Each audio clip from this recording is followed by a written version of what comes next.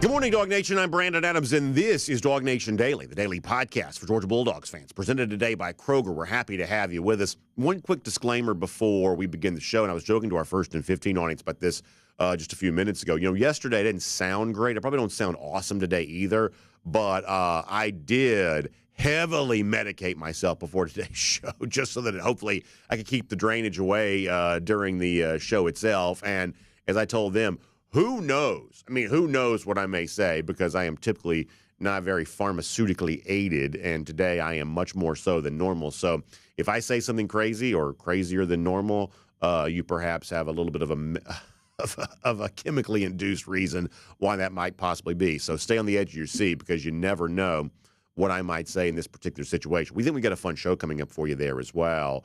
We're going to kind of look a little deeper at why one Georgia newcomer is generating so much buzz during spring practice. ESPN has said something somewhat surprising about another Georgia player. We're going to get into that. Latest UGA recruiting rumors. I'm going to ask Jeff Sentell directly about some of those. He's going to join us a little bit later on there as well. And one of the blue blood heritage programs in all of the SEC is having a very bad day today, and it's worth examining exactly what is going on there. So it's all on the way. We're glad to have you with us for it. It is DawgNation Daily, the daily podcast for Georgia Bulldogs fans, presented today by Kroger. And it begins right now. Today's episode of DawgNation Daily is brought to you by Kroger, fresh for everyone. Presented by DawgNation.com. This is DawgNation Daily, the daily podcast for Georgia Bulldogs fans. Here's your host, Brandon Adams. I do not consider myself a journalist. I work with journalists, people who take the reporting part of this seriously. I sort of live more in the entertainment realm. We do a show for fun, a place for fans to gather, and we have a conversation that's hopefully reflective of the conversation that fans are having other places where they're kind of getting together, at tailgates or lunch spots or back porches or whatever else.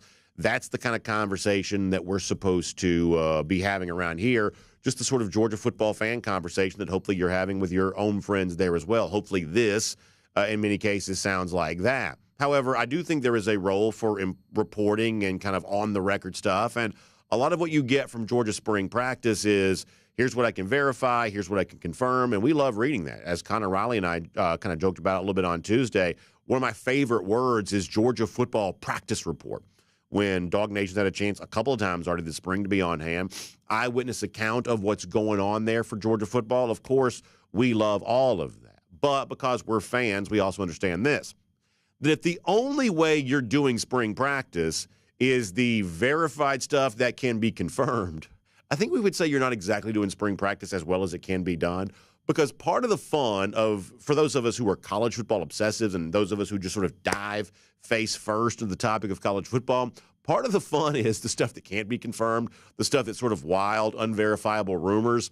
And if you're not sort of at least traversing some in the, hey, did you hear about so-and-so, and did you hear about this, and half of it's right, maybe half of it's not, some of it's just outright crazy. If you're not at least spending some of your time in some of that rumor mill stuff, then you're probably not doing college football spring practice as well as it could be done. Georgia, just like any other program, that relates to all of that. So that said, the most interesting rumor mill stuff that's been out there, I believe, for Georgia thus far this spring is the possible emergence of Colbie Young, the recent transfer from Miami. And almost all of this is whisper. Almost all of this is rumor and innuendo.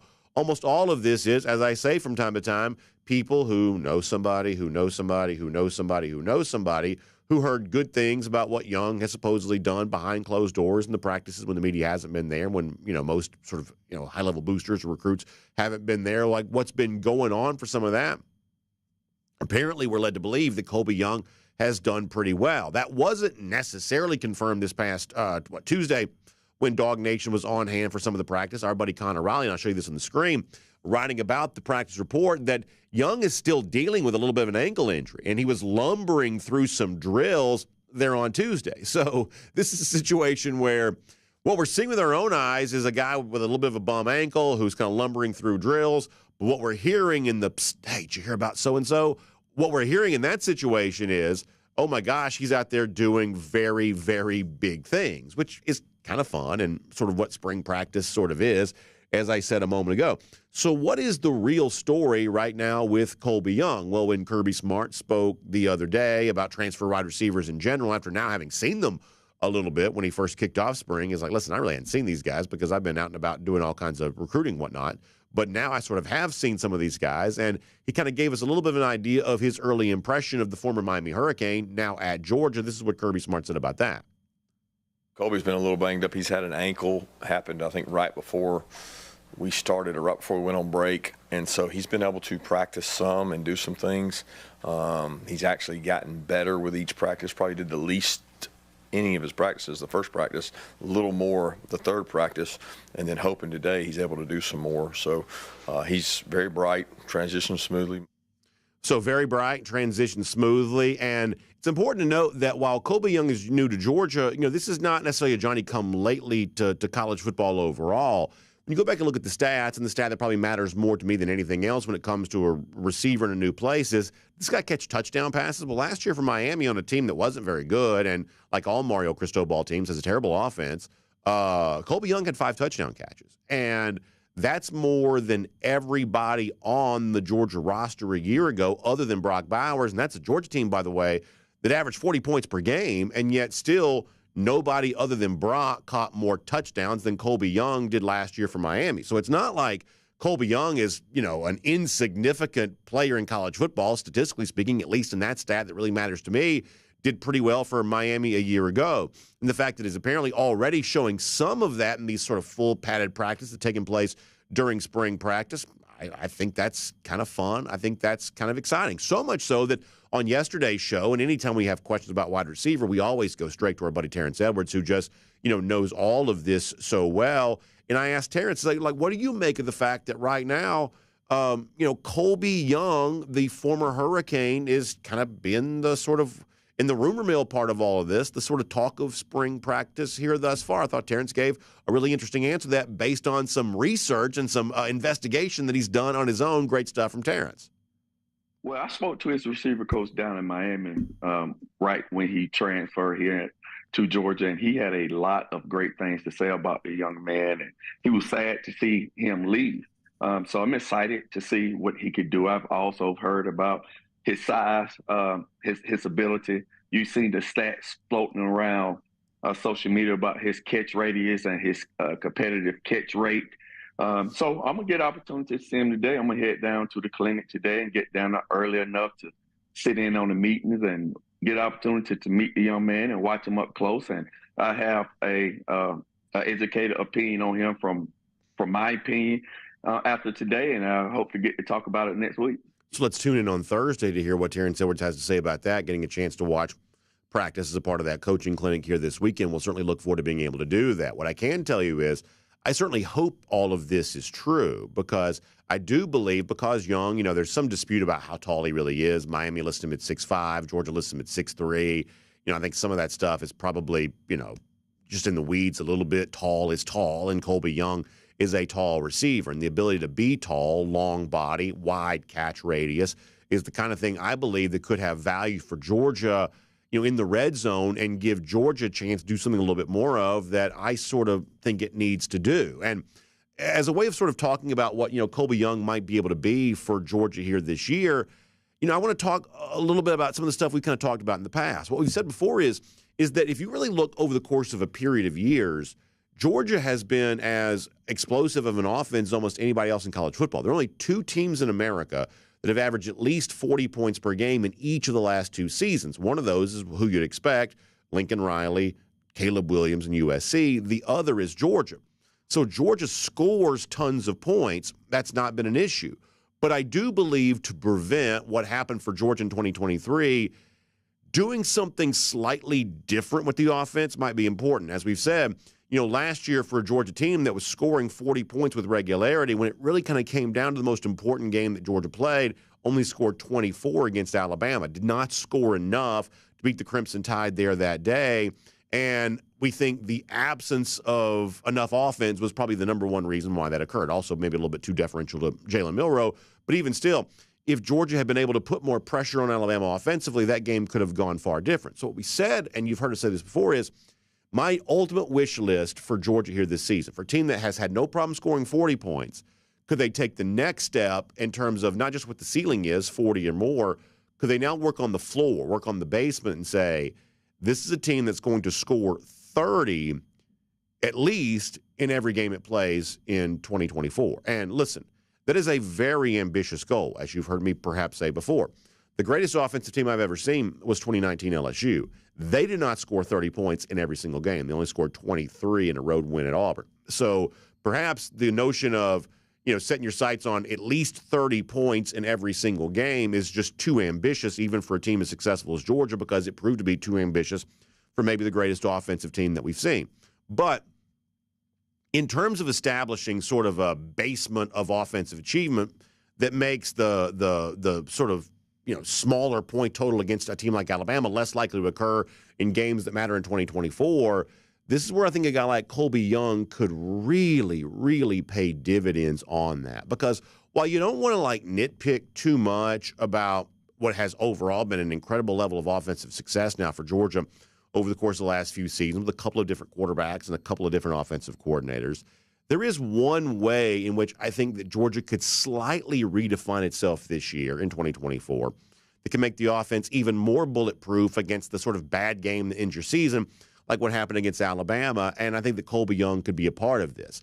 So Georgia last year was incredibly balanced in terms of its total number of passing attempts, its total number of rushing attempts. Georgia threw the ball last year 457 times.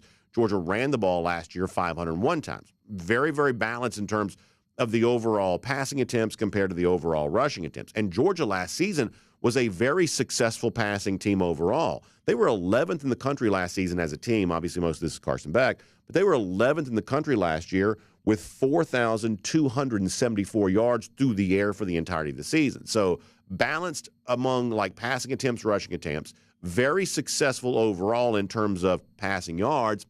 But what was interesting is the balance between pass and run kind of changes when you start looking at touchdowns. Georgia last year had more rushing touchdowns than anyone in America. They had 40. But they were only 11th in the country, I should say 18th in the country last year in passing touchdowns overall, which is not necessarily a bad number. And you certainly don't complain about leading the country in rushing touchdowns. That's obviously a pretty cool thing to have as a part of your resume for the 2023 season. But what if this? What if a Georgia team that we expect to score about 40 points per game again this year, the same way that it has in recent years, what if it could find a little bit more balance about how it achieves those touchdowns? A team that throws the ball about as often as it runs it, and a team that last year threw it almost better than anybody else in America. What if it could get a little bit better at passing touchdowns? What if someone like Colbie Young, who found 5 passing touchdowns a year ago, receiving touchdowns a year ago for a Miami team that could not throw the ball at all, what if he brings some of that to Georgia? And what if Georgia, who has been very balanced offensively, what if it can be a little bit more balanced about how it scores its touchdowns? A passing touchdown number that's a little closer to what it's doing when it comes to touchdowns on the ground. If that's the case for an offense that we expect to be stellar once again and expect to be scoring about 40 points per game, that may also be a good way to prevent the game in which you don't show up at your highest level and allow yourself to get beaten by a team in Alabama that in a game that I'm sure Georgia would like to have back. So bottom line on all this is, how true is what we're hearing about Colbie Young? We're going to find out for ourselves maybe a little bit on G-Day and as Young works his way to full health and as we perhaps get a chance to see a lot more of him here this fall. But if that could be true, if a red zone weapon like this could emerge, that could help Georgia in an area that I believe it needs a lot of help, creating the kind of balance in terms of how it scores to make Georgia being something close to a guarantee to get at least 30 every single game. And the sort of upset loss to a team like Alabama in the SEC championship, that could be a lot less likely to occur in 2024 if that is indeed the case. My name's Brandon Adams, and this is DawgNation Daily, the daily podcast for Georgia Bulldogs fans. Great to have you as a part of our program today, and great to have Kroger making it all possible. Of course, we're happy to have you joining us on video across all platforms, 10 a.m., Facebook, YouTube, Twitter, all those there as well. X, I guess we're calling that now. Radio on Athens Sports Radio 960 The Rap, and our podcast platform. Post the show at DawgNation.com, clicking into the Apple Podcast Player, clicking into the Spotify Podcast Player, and whatever podcast player you may be using I'm not even all that familiar with. Either way, we're just so happy and so thankful to have you checking in on our show today. We certainly appreciate all of that, and we appreciate our friends at Kroger making it all possible there as well. Getting excited, obviously, Palm Sunday coming up this weekend, and then looking ahead to Easter the following weekend, and so many of you thinking about Kroger as you get ready for all of that. So when it comes to the stuff that goes in the Easter basket, like the eggs and the little, what's the little like fake grass stuff, that you put in the Easter baskets, all of that, the candy, you want the centerpiece, ham for the meal that everybody's going to have together, or the decor, all of that. You're getting everything you need to get ready for a wonderful Easter with you, your friends, your family, and everyone you love right there at Kroger. I want you to check out Kroger.com/Easter for more on that. One more time, that's Kroger.com/Easter for more on that. You want great savings on the great things that make Easter such a special time of year. Kroger's got you on all of that.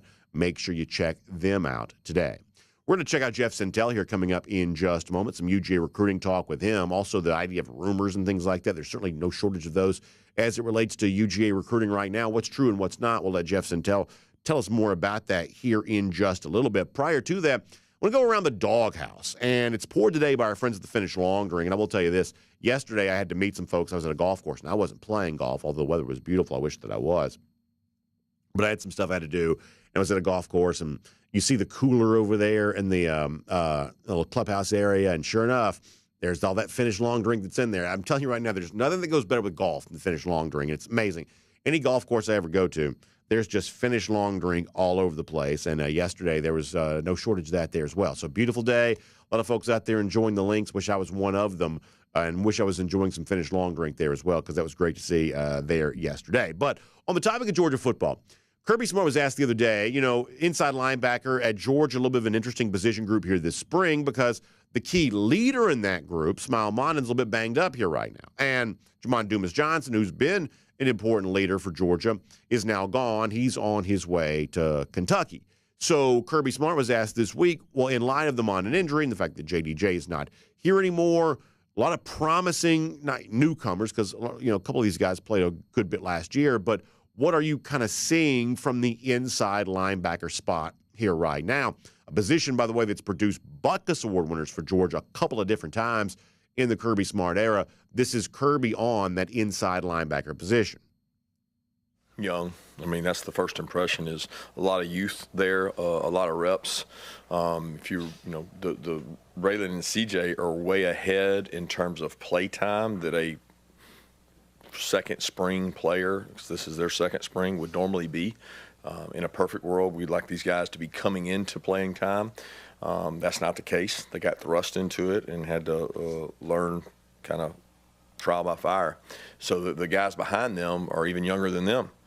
There's not, between Smile and the next guy, there's this big gap there. And I think part of that gap was created because the two young guys, played well and were good last year. And if you're sitting behind that, sometimes you start questioning what you should do. And the guy that's had a good spring so far has been Bowles. He's done a good job, and he's picking things up. He didn't get the benefit from his high school not letting him go mid-year. He didn't get the benefit of coming in with those guys, but he's just as good an athlete as those guys, and he's going to help us special teams-wise. He's learning the defense, and then the other three guys that are here mid-year are providing good depth, and they're learning. Nice video of Troy Bowles, for those of you watching on video there as well. We've had great video lately, including Bowles there. Now, I will say this. I like hearing about Troy Bowles, right? Because as Kirby kind of alludes to, for some reason, Troy Bowles is hard for me to say, but I like hearing about Bowles in that from that standpoint, because when you look back on class of 2023, Bowles was just as talked about as C.J. Allen, perhaps even more so, and probably just as talked about as Raylan Wilson, but we did hear more about both Wilson and Allen during the season last year than you heard about Troy Bowles. And one of the challenges we always have as Georgia fans, I talked earlier about Whisper campaign, what you're hearing.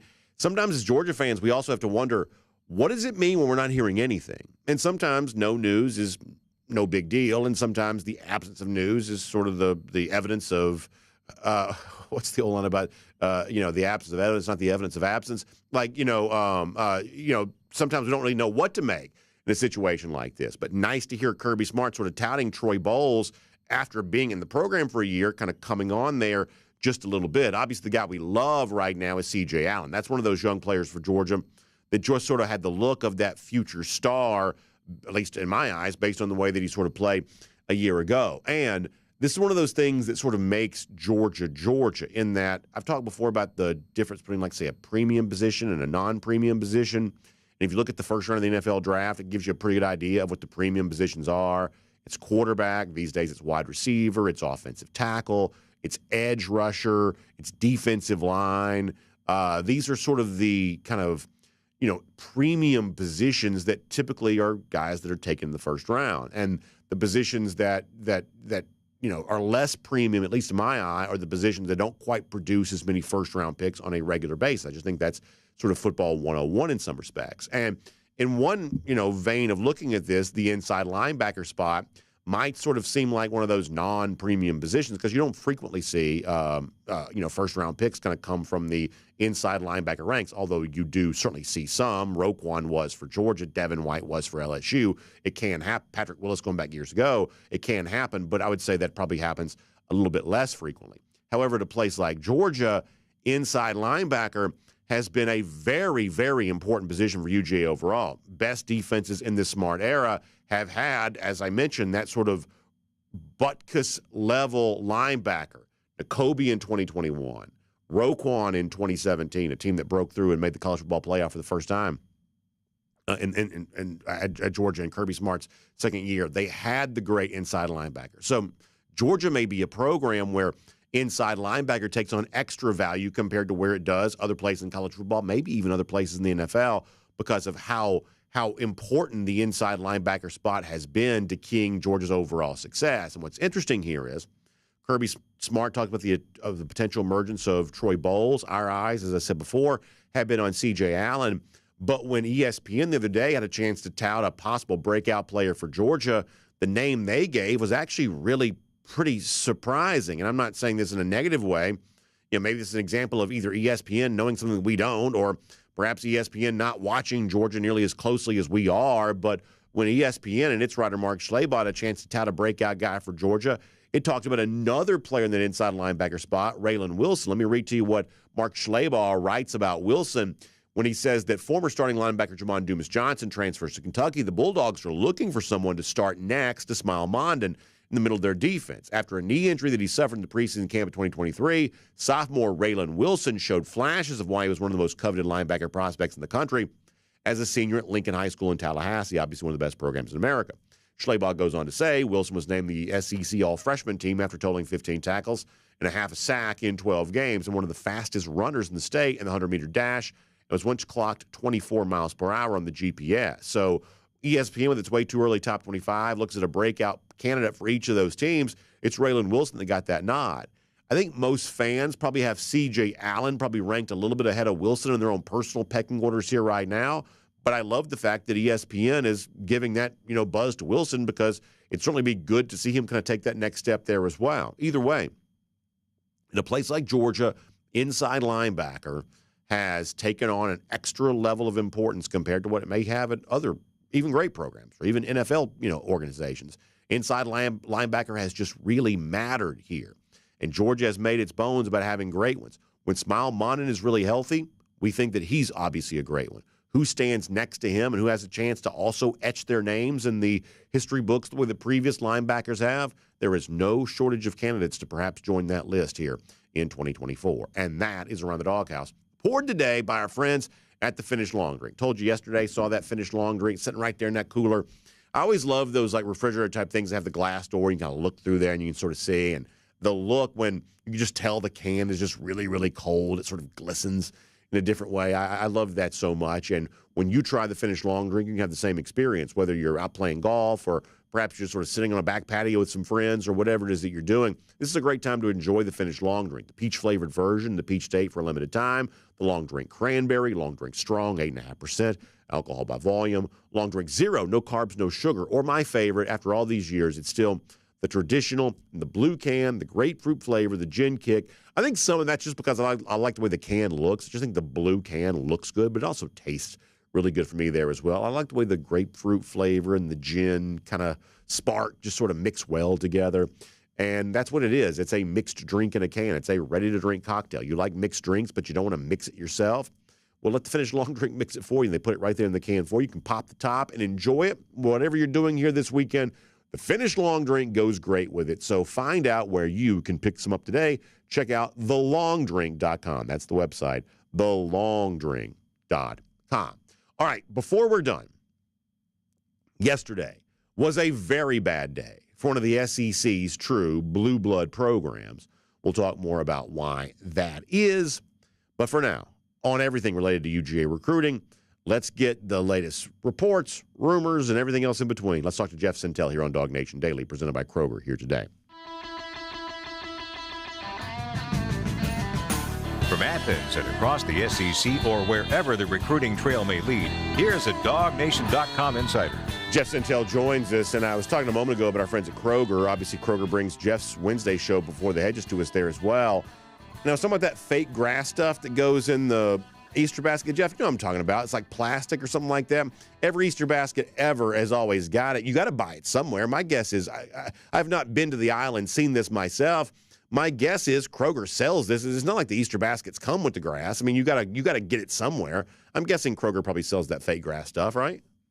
Yeah, price points, man. Preloaded Easter baskets. I don't think so. Being an Easter parent for many, many years, you got to go coordinate that stuff. And yeah, because if the basket doesn't have the fake grass in it, it's just a basket. Like you could put biscuits in. I mean, like to be an Easter basket, you got to have that sort of plasticky looking, shredded, grass-like substance. If it doesn't have that in it, it's actually not an Easter basket. That's just a fact. Let me tell you a funny story. I'll tell on myself a little bit on that subject. Growing up, I grew up in the obviously North Georgia mountains, and I had a relative. I can't place it right now, but this is when I was really young. They called that Easter grass foy grass, and I was like, "What? Like faux grass or something like that?" It was not much older in my life till I realized that was not the correct term. Okay, well there you go. You're also probably like me as well. It's like now everything is sort of like the plastic eggs and people put like money in them or prizes. Like when I was a kid, we hunted real eggs that you boiled and you like did the dye and it stunk up the house because it was all like really like vinegary or whatever. Like we didn't do any of this like plastic stuff with prizes on the inside. We did real eggs. If you stepped on them, it made a mess. I'm sure up there in Gilmer County, y'all were doing that as well. Yeah, I had another relative. I had some funny relatives, I guess, looking back on it. Whenever somebody was lost direction-wise on vacation or we're going to go eat somewhere as a family, they would always say the term, "You're as lost as last year's Easter egg," because that thing would get lost. And then, my man, it would be like you'd smell it before you found it because it was real eggs. No, maybe you got a green prize. Maybe you got like a gold prize egg with like a 50-cent piece or a Susan B. Anthony silver dollar in there. That's basically all we got back then. No doubt. Well, you've already been a topic on this show this week, even though you're only now just making your appearance. A really interesting story with Julian Lewis's father the other day where Lewis is very candid. And, Jeff, I want to be very clear about this. I think the Lewis camp has a right to be as, they have a right to want what they want and to ask for and expect what they want. This is free country. You can certainly be clear about what you want, and I think it's kind of cool that they're willing to be as forthright about this as they've been. But it is certainly eye-opening when Lewis's father tells you in a story that was at DawgNation.com that we've already discussed this week that he doesn't think that Juju, even psychologically, would be able to sit as long as Carson Beck has waited, even though Beck has a chance to be the number one quarterback taken in the 2025 draft, and a highly touted prospect like Arch Manning is going to be at least 3 years before he becomes, or I guess 2 years before he becomes the starting quarterback at Texas, that we're seeing top prospects wait. But it sounds like the Lewis camp, in terms of being a starting quarterback somewhere, sort of feels like they don't want to wait much more than a year to make that happen. Would be willing to wait a year, he told you, but perhaps not more than that. I'm not mad at them. I think that they have a right to want what they want, and I'm sure there's no shortage of teams that would be willing to acquiesce to whatever needs they have. It is just an interesting statement, a very candid statement from Lewis's father, sort of representing the Julian Juju Lewis camp. What did you make of all of that? Yeah, so I guess the first thing, I guess I'll preface it by saying this. I think the path from where we're at right now, Brandon, to Julian Juju Lewis starting at Georgia would be the hardest, most hard to navigate, bumpiest path. And then he's such a great player. He understands the game.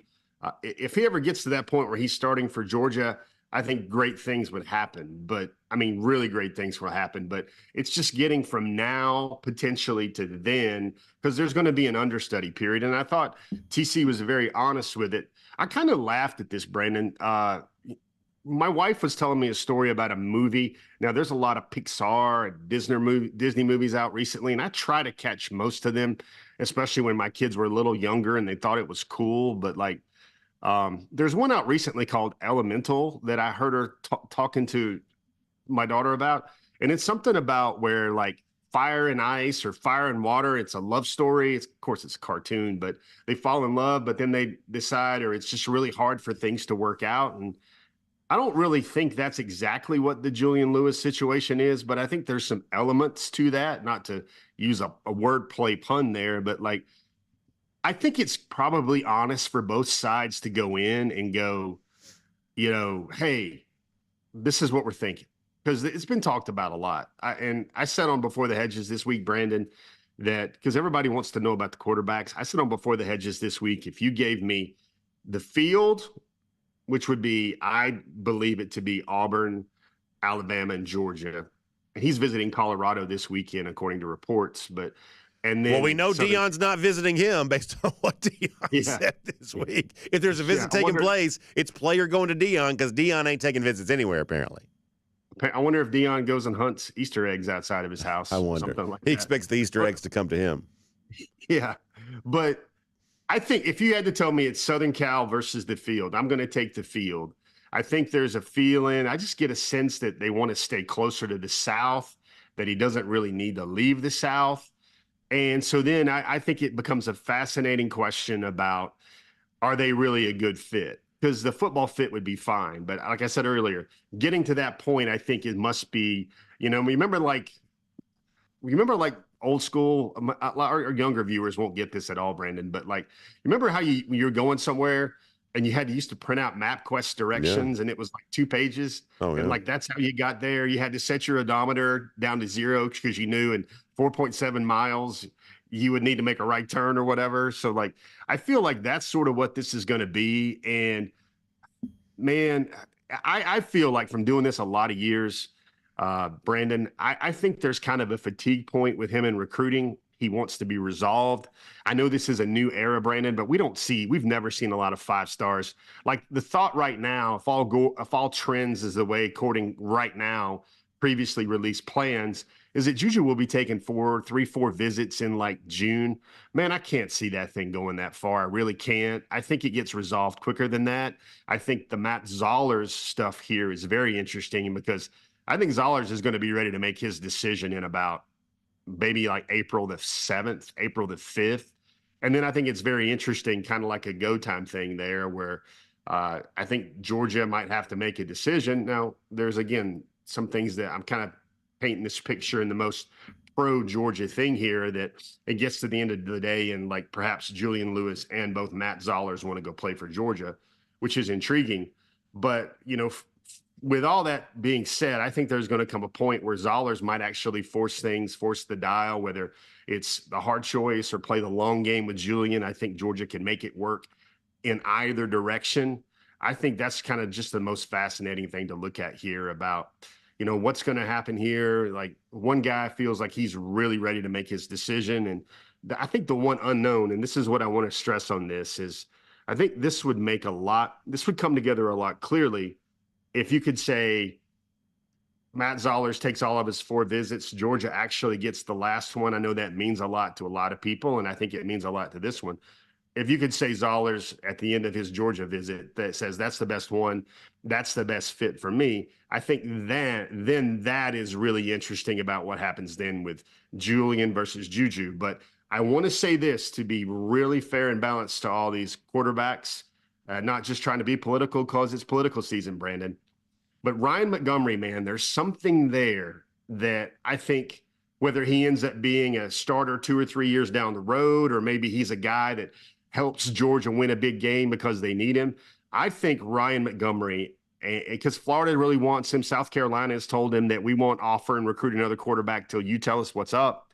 I think Ryan Montgomery, there's a reason why Georgia, and this is kind of, we laugh 4D underwater basket weaving chess that Kirby Smart plays, but they want him to take his official visit in the middle of June.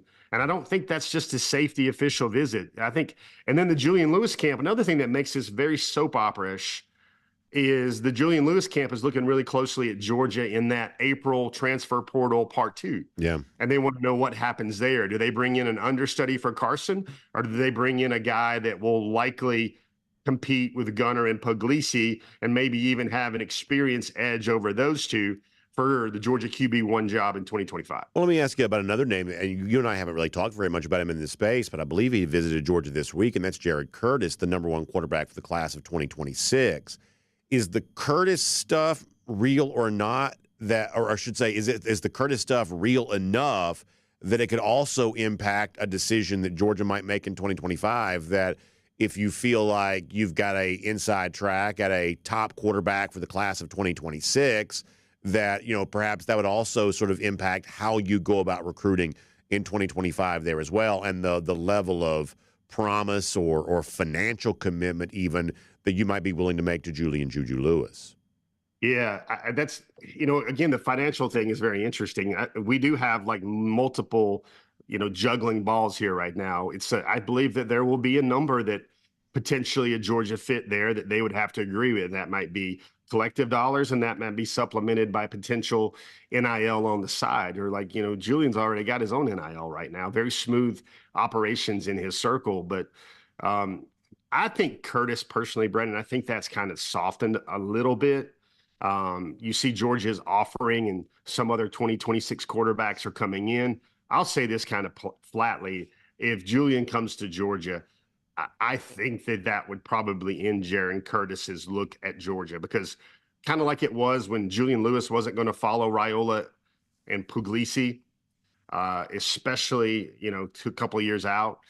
I don't think Curtis would follow Julian Lewis at the same stop. I just think that kind of backs up everything right there. And I think Georgia, at some point, we got to remember Zollers, at least by one service on 3.com, has him now as a higher rated quarterback than Julian Juju Lewis. Interesting. One other thing that struck me, Brandon, from watching these quarterbacks a lot is I just think at points it's going to be too much for Julian. Like you hear like I saw him on a I saw him on a 707 day. It wasn't a very good day.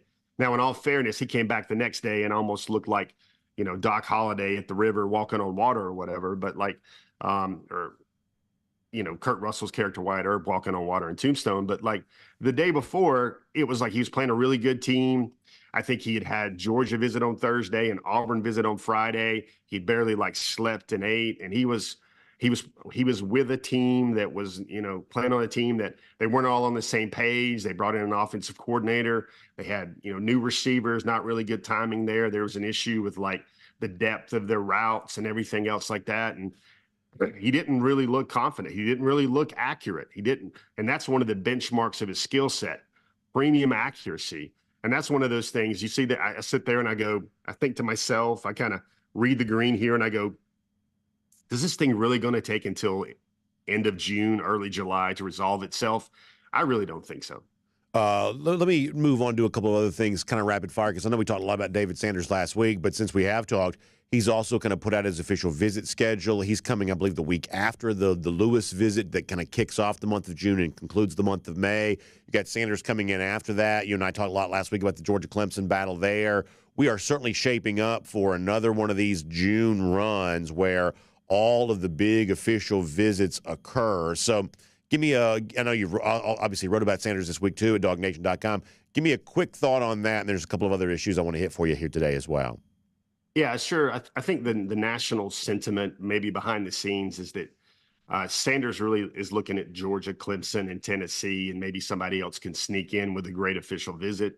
I think, Brendan, that you kind of see pole position here. I'm going to speak to a little bit of your NASCAR roots a little bit here, and just think about the enviable one for Georgia. Look, that's where they put Julian Lewis, is the May 31st to June 2nd weekend.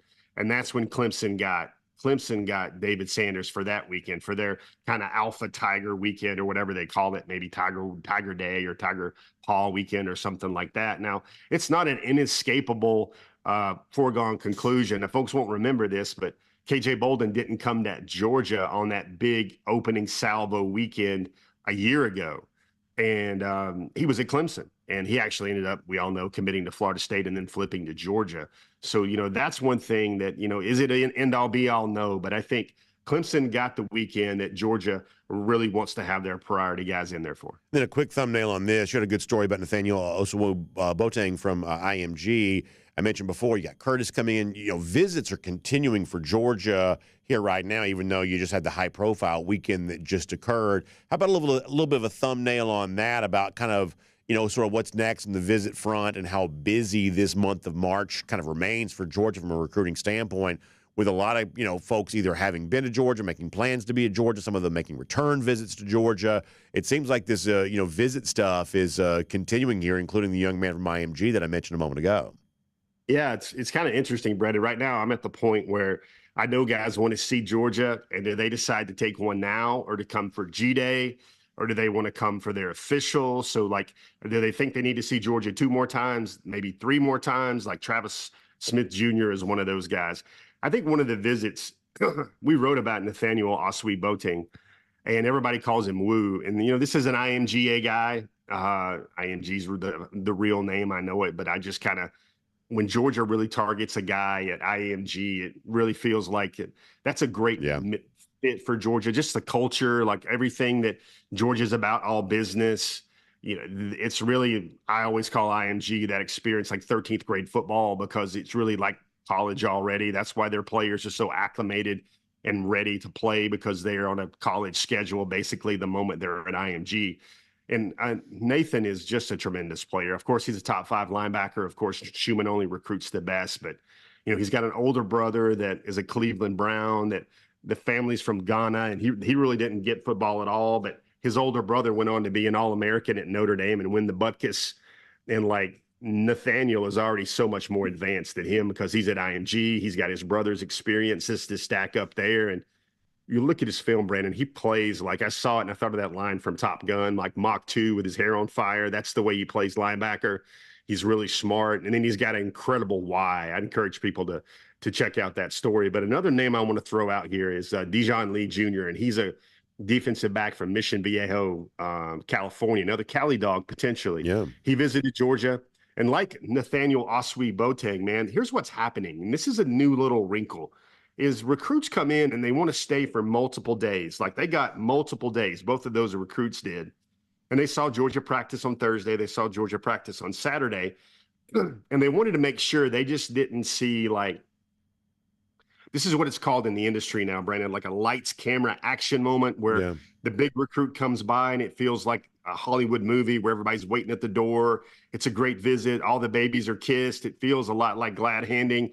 And then they usher them off the door, and then everybody starts being real and the real world happens. Well, that's what the recruits want to see now with Georgia. They want to see multiple practices, because they go, good gosh, Shamati Joe Friday, did they really practice that hard? That might be the hardest practicing college football team they've ever seen. And then they're like, whoa, they're not going to come back the next day and do that. And then Georgia does that. That just gives them a really great, strong, genuine read on how things are. And if the coaches still show you love, if everybody still shows you love on day 3 that they did on day 1, they're like, words are great, but all these actions are better. And it really feels like Georgia wants me. And with Dijon, who's another big DB, he's a guy that Georgia has targeted. He's targeted Georgia. And now it really feels like, Brandon, even some of his comments coming out of his visit, you're hearing him say that, well, Georgia really set the bar really high. Now I'm going to see Alabama, other schools like that, to see if they can kind of measure up. And so Georgia is kind of the standard there in a big-time recruitment. He's a near 5-star defensive back. So lots of stuff going on. And I think it's very interesting, Brandon. I think one of the things I try to do in our jobs here, and my job here at DawgNation, is just to observe trends. This one kind of shocked me when I thought about it the other day.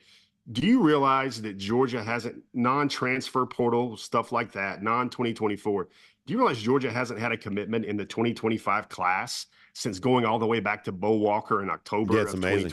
Long stretch of time here. And I mean, we probably never put like this type of graphic up for on Before the Hedges like you do with your Gator Hater countdown. But man, that countdown is a little up there, and how many days it's been since the Dogs got a commitment. Now, it's not the true Georgia's had a drought, because remember, just back in the middle of December, Georgia had the big flip from KJ Bolden. They had other guys come in. They had guys come in through the transfer portal. But for this current class, Georgia hasn't had a commitment that long, and they've actually had a couple of decommitments. And the other way that I looked at it is like, you know what? There's not even a commitment right now for the 2026 class either. So that's a little bit different. I don't think Georgia is doing anything wrong. I don't think by any means that recruits are going stale on Georgia. I just think that Georgia has reached a point where they don't have to take these commitments really early. They can be very choosy. You know, Clemson waits until like October of a recruit's junior year or September now to give them their offer. Georgia might wait a little bit longer on their commitments. And, a really good story, Brandon, that kind of went under the radar in the 2024 class. It's one of those things when I took a look at it and I was like, whoa, that's kind of shocking, was this time a year ago, Brandon, can you believe this? Georgia had just offered Chris Cole, and they had not yet offered Justin Williams until March the 30th. Wow. And they end up signing both of those guys, future five-star linebackers. Williams is already a linebacker. So everybody that's worried about like, hey, getting laid or what's going on, two of the best linebackers in the country last year, Georgia had barely offered and started the recruiting relationship with those guys yet. And then quickly, once they saw Georgia, it was almost an instant connection. All right, I wanted to be respectful of your time, but I do want to try to squeeze one more thing in there before we let you go. And this is kind of away from Georgia, but I do think it's going to eventually kind of relate to Georgia. The most talked about thing in college football this week may have been the Caden Proctor stuff, where after, leaving Alabama to go to Iowa, after a spring break trip, changes his mind, comes back to Alabama. And I think this sort of raises some eyebrows about how wild this spring portal season could be coming up in a few weeks, which, by the way, is only 2 weeks long this year. We've also been on guard for craziness with the spring portal the last couple of years, and for the most part, it really hasn't materialized. But do you think the Proctor thing of going to Iowa, quickly changing your mind, coming back to Alabama, do you think this is a perhaps foreshadowing of the fact that there's going to be some really wild portal drama coming up in a few weeks? Good question, Brandon. I thought it was going to be buck wild to begin with, but then recently, basically the NCAA basically saying no moss with Sugar Ray Leonard and Roberto Duran, like that really feels like nobody is going to have to worry about the NCAA stopping anything in terms of transfers, in terms of immediate eligibility, because of threat of litigation and everything else like that. So when I saw I really kicked it up a little notch, another notch. Sometimes guys need to graduate. Sometimes other guys just need to see what the depth chart looks like at a lot of schools. Like, are those second-year guys, does the light bulb really come on for them after their second or third spring? And if not, it's probably best for most parties to move on. I don't know if you saw this, Brandon, but there was the rumor mill churning out that not just Proctor, but potentially Caleb Downs might come back. We talked about to that. Alabama. Yeah, we talked about that. That would just be tomfoolery, and that would be like off the chain. But here's what we did see, and this is the world we live in, Brandon. I don't know if you saw this either, but the Ohio State Collective basically made not a statement. Yep. They pushed something out, some media with Caleb Downs being connected to the Ohio State Collective. We talked about that as well, that the NIL Collective is the one that refuted the rumor. The rumor was big enough that it needed refuting. And it was the NIL organization that did it. Yeah, there you go on the screen right there. The Foundation, which is the most obnoxious name for something of all time. The Foundation confirming that Caleb Downs remains a student-athlete partner. So very interesting times we live in indeed. Yeah, let me take that bravado another step further. The Foundation also classified him as the student-athlete representative. Did you see that? I did say that, yeah. Well, guess what? This fall he's going to play on the most overrated team in college football as well. So there you go.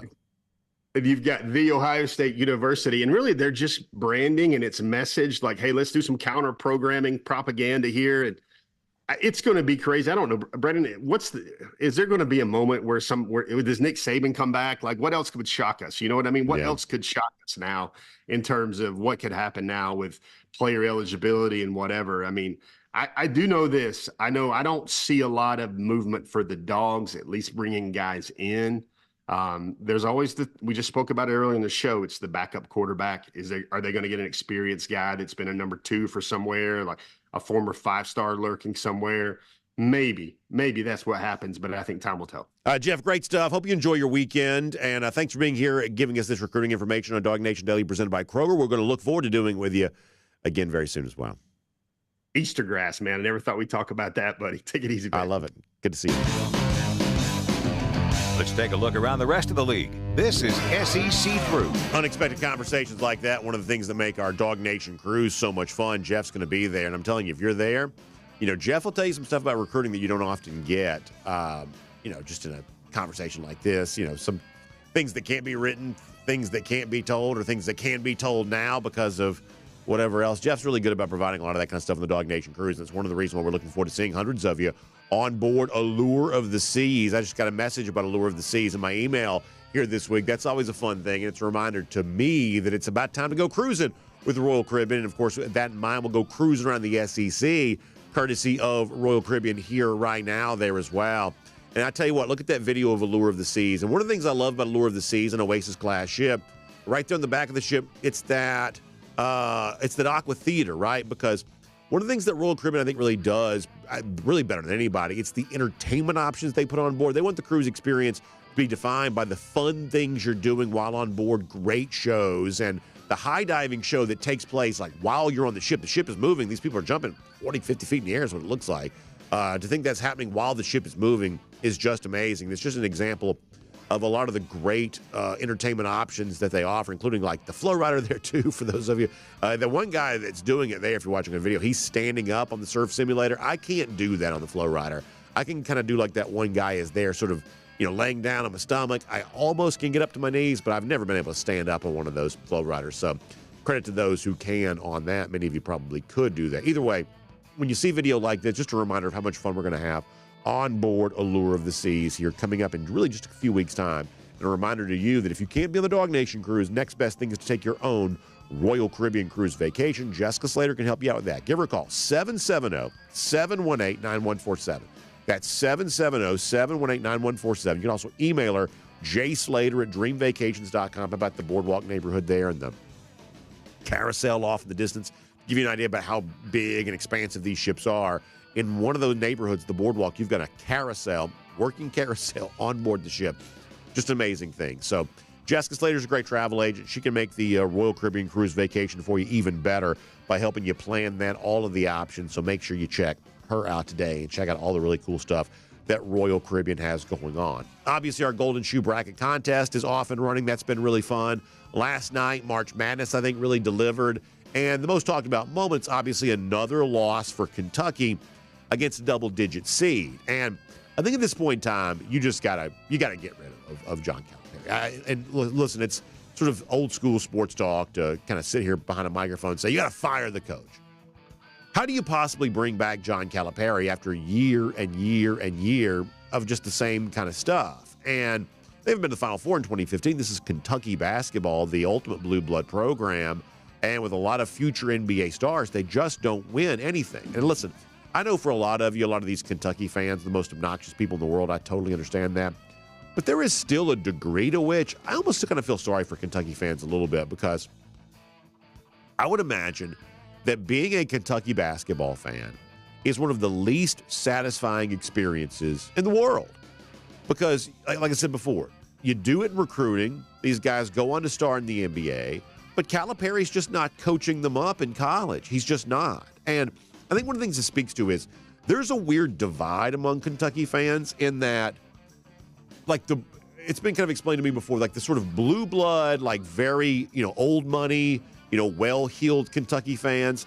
These are the folks that are going to the games at Rupp Arena. These are sort of the older folks that sort of sitting there, and they're seeing Kentucky win these home games in the regular season. So a lot of them don't really see the problem because the games they attend, Kentucky's doing fine in.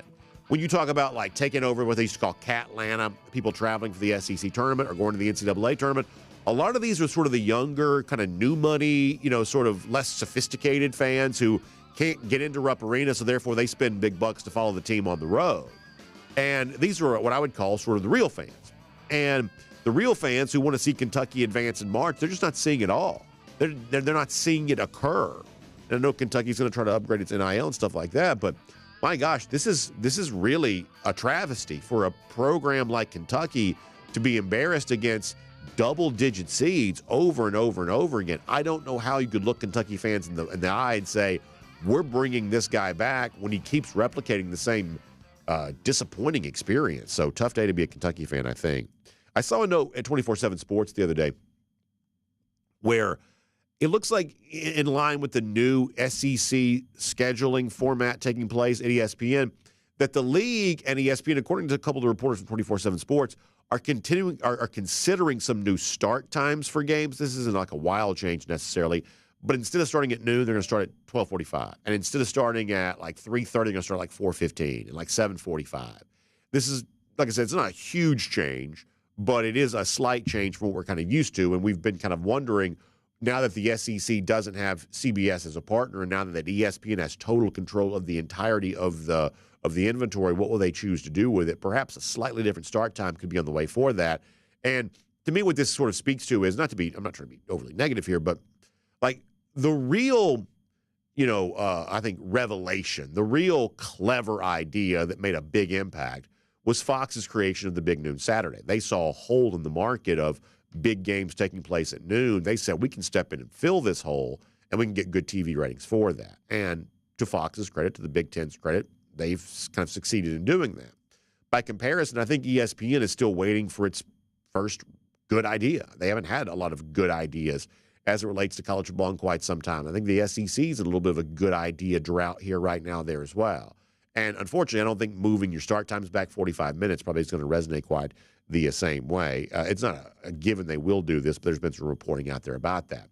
Speaking of good reporting, I thought Ross Dellinger had an interesting piece up at yahoo.com about what's next for the ACC as it relates to the possible dissolution of the league after the Florida State and the Clemson lawsuit. And there are two things that Dellinger brings up that I think are really important to consider here. Thing number one is this. A lot of SEC fans, including Georgia fans, sort of assume that the moment the ACC breaks up, the SEC will be there to scoop up a lot of those sort of SEC, like the ACC teams are somewhat similar to the SEC, like Florida State and Clemson, teams that have had success, teams that play in, kind of a football hotbed. But as Dellinger points out, this is really important to understand.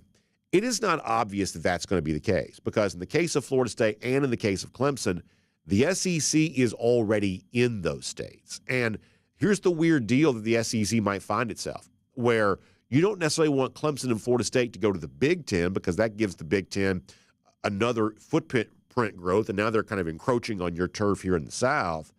But at the same time, you can't get ESPN to pay you more money for a ninth conference game. There is a very good chance the SEC cannot get additional money for bringing in Clemson and Florida State, because of the belief that ESPN might have that it doesn't necessarily bring additional viewers because you're not expanding the footprint of the ACC. So it's worth watching of, well, if Clemson and Florida State can break away from the ACC, where would they go? It is not obvious that it would be to the SEC, because all of this, to a degree, is about money. And it's not a sure thing that the SEC could make more money as a league with Florida State and Clemson as a part of this. That's why, as Dellinger reports at Yahoo, the real team to watch here may be North Carolina, because there is additional value to the SEC bringing in North Carolina, because it is a state the SEC is currently not located in. It is the thing that Sankey talks about all the time, a contiguous state. It's a state that touches another SEC state. And it's also a relatively populous state. North Carolina is certainly a heritage athletic department, if not always great in football. But they're also as tied to the ACC as anybody. So Carolina Blue may be something worth paying attention to. Does the ACC have a future? The team and the organization that sort of run that league forever, North Carolina, may be the program that ultimately has the number one say in that. And then I'll just briefly mention this. Greg Suggs, the newly hired Michigan defensive line coach, who got arrested on suspicion of DUI the other day, has now stepped down from his position. This has been a wild offseason thus far in the Big Ten when it comes to assistant coaches. Michigan, upon hiring Sharon Moore, has essentially replaced his entire staff. Ohio State just lost its running backs coach because he went to Michigan, and now Michigan's got an assistant coach stepping down on suspicion of DUI.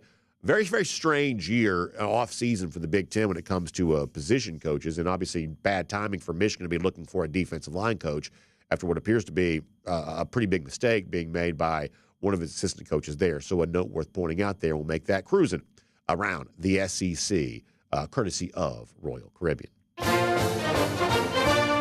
as we wrap up here on a Friday, let's do so with a couple of golden shoes. And as you might imagine, some of these making fun of me, including our buddy Mike the Mad Dog. Yesterday, I feel like I sound better today than I did yesterday. He says, it sounds like DawgNation Daily was a bit stuffy this morning. Too bad Mucinex isn't a sponsor of DawgNation Daily. He gives sort of a funny look of what it might be like if Mucinex, and the Mucinex, is that a mascot for Mucinex, on the set there with me. Here's what I'm going to tell you. I don't know that I took Mucinex, but I have taken more drugs this morning than I ever have. I am hopped up and sort of medicated somewhere between Barry Bonds in 2001 and Jimi Hendrix in 1969 right now. So I wanted to sound hopefully a little bit better on the show today, and I used whatever pharmaceutical aid I could do to make that happen. So hopefully that's been a little bit better. Funny stuff from Mad Dog as per usual. Golden Shoe also going out, making fun of the Kentucky loss here a little bit. Remember the NFL season when it began with Aaron Rodgers running out with the American flag? A lot of fanfare for his first game with the Jets. And then, unfortunately for Aaron, he tore his Achilles.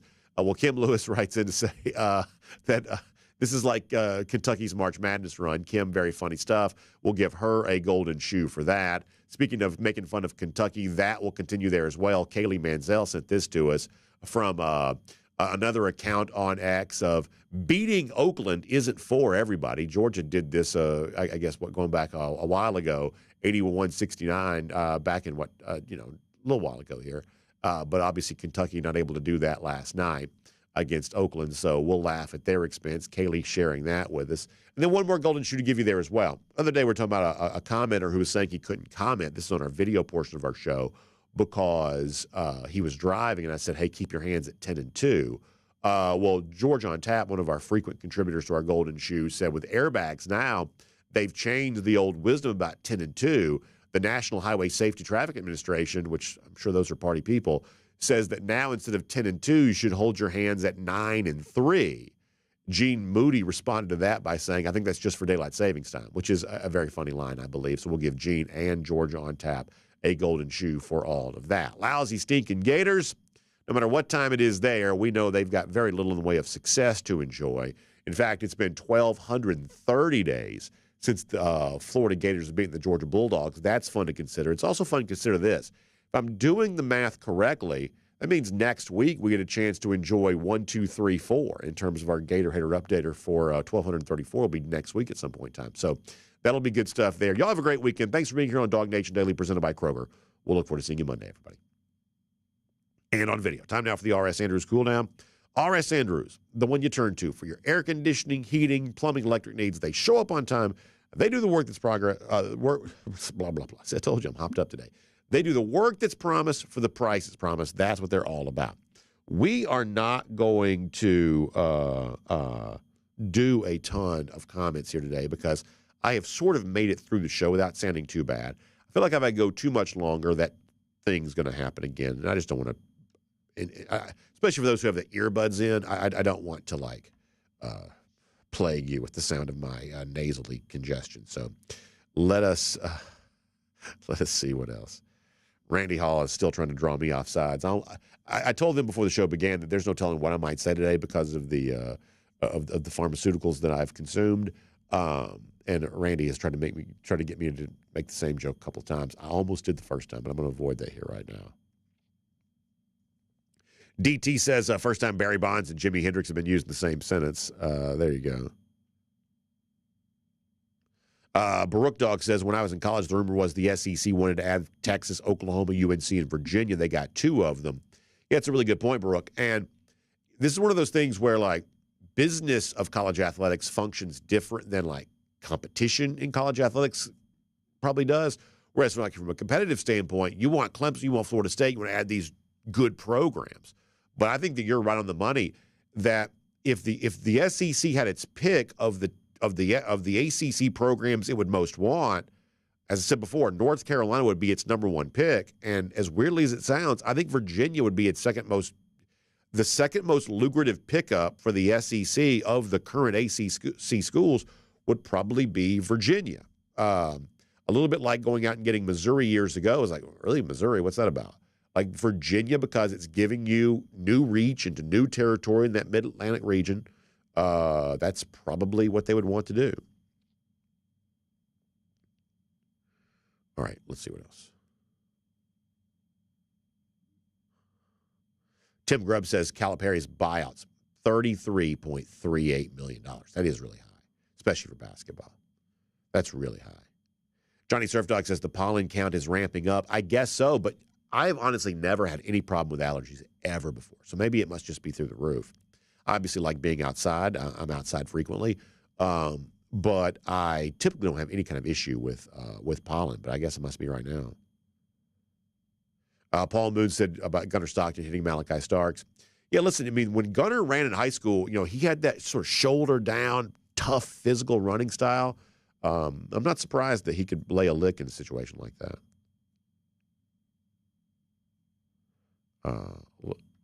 Get a few more comments here. UGA Boy 4 Life Brunetti says, I sound much better today. I thought I probably did. I'm glad to hear you say that. So at the beginning of the show yesterday, it was sort of fun. It just sort of got worse as the show went on.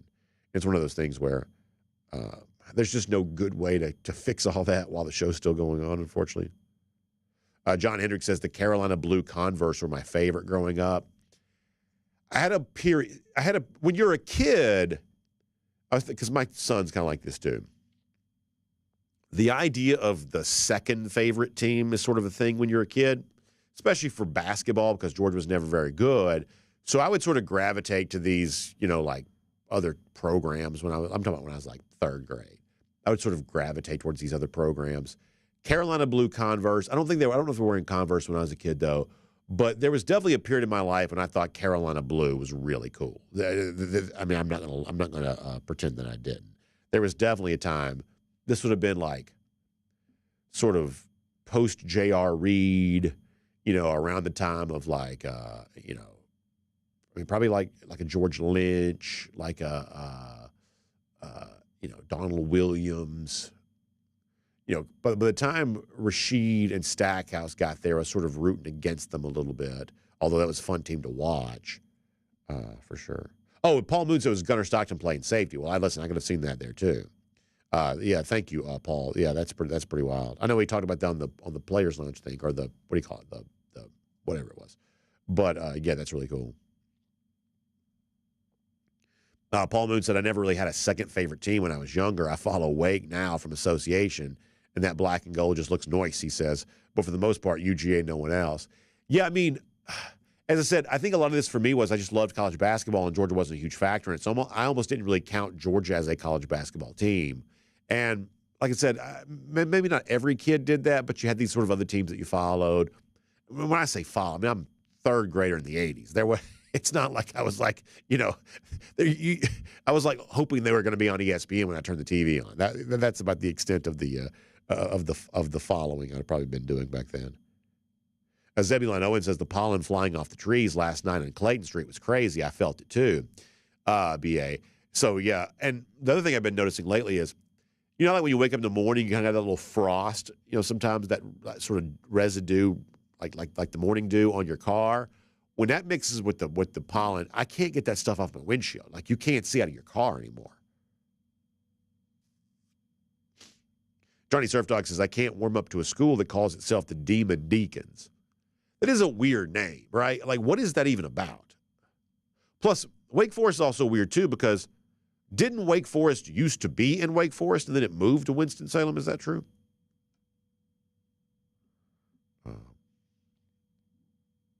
Let's see what else. Wake Forest is also weird because they've only got about 3,500 undergraduate students. At least they used to.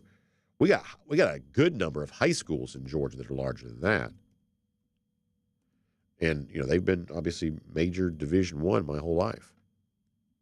I do sort of wonder, though, we talk all the time about conference realignment and, power schools breaking away. I sort of wonder if we're going to be in the contraction age coming up pretty soon. like, not to disrespect a team that Paul enjoys or a program that he likes, there's no way that the ACC is making a dime by having Wake Forest in the league. They're just not. It is a siphon on money that could otherwise be going to Florida State and Clemson.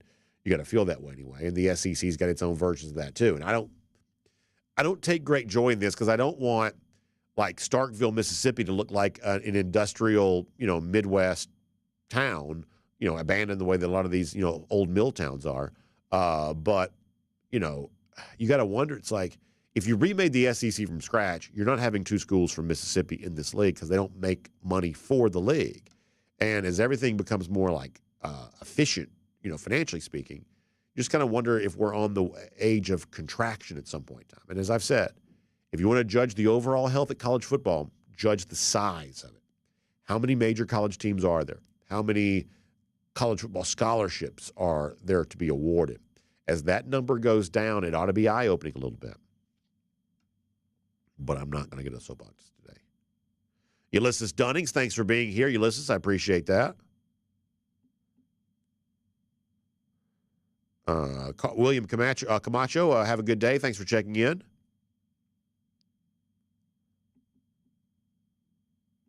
Let's see what else. Scroll back up here through Facebook. Greg Childer says Mississippi State and Vandy have great baseball programs. Miss State is good at basketball. Take away football, and I'm not sure Georgia deserves to be in the SEC. We get killed in everything but football and softball, which I understand, but as you know, football is the only thing that makes any money at all. And unfortunately, this is one of the reasons why I want to protect college sports, because the moment you start making decisions about what makes money, what doesn't, the first thing that's going is college baseball. And I love college baseball. But college baseball is sort of already hanging on by a string. The SEC, for instance, has wanted an additional assistant coach for years for the sport, and they can't get it. There's very little scholarship money in baseball compared to the other sports. Because of all the Title IX stuff, college baseball is always going to be vulnerable, the same way that wrestling programs were, many, many years ago. I love college baseball. I think it's a blast. The sport is a ton of fun. But unfortunately, no one is going to earn their way into any league on the basis of college baseball, because unless you're like LSU, big stadium, things like that, a lot of fan support, you're not even breaking even in baseball. That it is a net negative on your overall expense. By the way, speaking of Wake Forest, Alan Verbanchik giving you a beat Wake, because that's who Georgia's playing this weekend in the NIT. Going on the road to Winston-Salem, hoping for that win. So there you go. We'll see if Georgia's able to keep that. Eric Ray on Facebook says, I hope the SEC picks up Florida State, Clemson, Miami, North Carolina, NC State, and Virginia. Let's keep the Big Ten out of Florida. I talked earlier this week about the idea of a game of risk. This is where the game of risk sort of becomes that sort of strategic, I do believe it would not be great for the SEC to allow the Big Ten to encroach on its turf. But at the same time, taking schools just to take them, even if it costs your other schools money, that's probably not good either. That's why, I openly root for the SEC. I'm an unabashed SEC homer, but I do believe that Greg Sankey's been outplayed here right now, and I think that needs to change. And this is an example of that. That if you ever play chess or something like that, Sankey's sort of been backed into a corner on this when it comes to the dissolving of the ACC, where he may not have a good move, especially unless you can get like a UNC and a Virginia or something along those lines.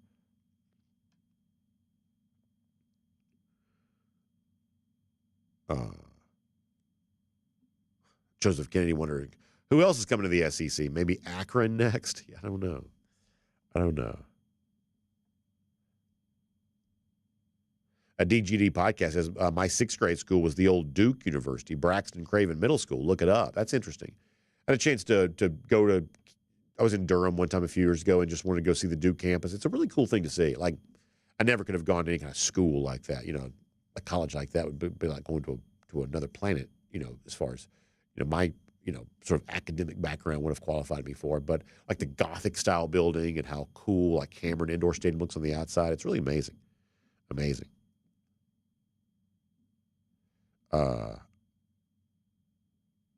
UGA boy for life Bernetti enjoys going to Kennesaw State baseball games. Listen, I'd say if you live close to a Division I school like that, go see their baseball games. It's a high level of play. It's a fun sport. There's a lot of energy around it. It's great. It's really, really good. I cannot speak highly enough about how much fun college baseball is. All right, we're going to go here in 1 minute.